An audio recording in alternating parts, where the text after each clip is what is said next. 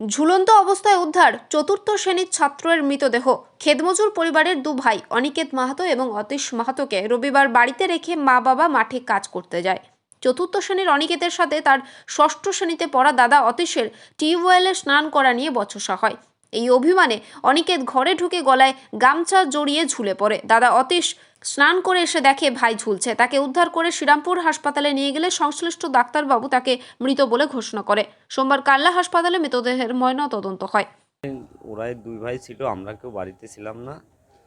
এখন ওরা দুই ভাই সেই স্নান করা নিয়ে এদিক ওদিক করতে করতে হয়তো দুই ভাই রাগারাগি কোনো একটা মনোমালিন্য হয়েছে। হওয়ার পরে বড়টা চান করছিল আর ছোটোটা ঘরের ভিতরে গিয়ে সেই যে গামছা নিয়ে স্নান করতে গেছে ওই গামছাটাই গলায় পেঁচিয়ে। কোথায় দিয়েছিল? এটা ঘরে। ঘরে কোথায়? বাসের সাথে। বাসে নাগাল পেল কি করে? হ্যাঁ, খাটের উপর থেকে। টিনের ঘর পাওয়া যাবে? হ্যাঁ হ্যাঁ, বেশি উঁচু না, খাটের সাথে। এত বাচ্চা ছেলে কিভাবে মানে এই জিনিসটা শিখলো কি করে? এখন কি করবো, একটু সিআইডিটা বেশি দেখতো। হ্যাঁ, সিআইডিটা বেশি দেখতো। সিরিয়াল না, টিভি মোবাইলে যে সিআইডি দেয় না, ওই সিআইডি সিরিয়ালগুলো দেখতো। হ্যাঁ, ছোট মোবাইল। হ্যাঁ, এই মোবাইলেই সিআইডি দেয়, জিওগুলো ওই সেটে সিআইডিগুলো দেখতো। হ্যাঁ, সিআইডি আর ফুটবল খেলাটা খুব ভালোবাসতো। কত বয়স আপনার ছেলে? এটা যেটা হয়েছে এটা 9 বছর। 8 শেষ হয়ে 9 পড়েছে। কোন ক্লাসে? এবার 4-এ। কি নাম ছেলেটা? নীতিশ অনিকেত মাহাতো।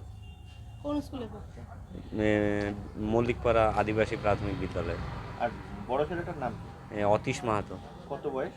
ওটার 12 বছর। ওটা বিশ্বরম্ভা বিদ্যাপীঠ। আপনার বাড়িও বিশ্বরম্ভা? হ্যাঁ। আপনারা কি করেন?